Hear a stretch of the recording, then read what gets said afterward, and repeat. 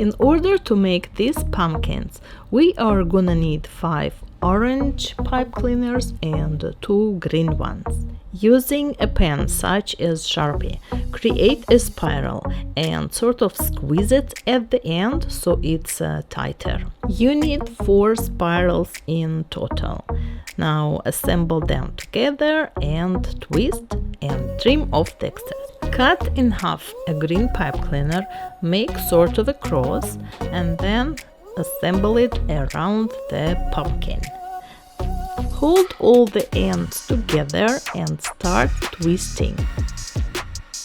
Now take an extra pipe cleaner and create more texture around the top of the pumpkin. And twist again. And we are done. It comes out very cute.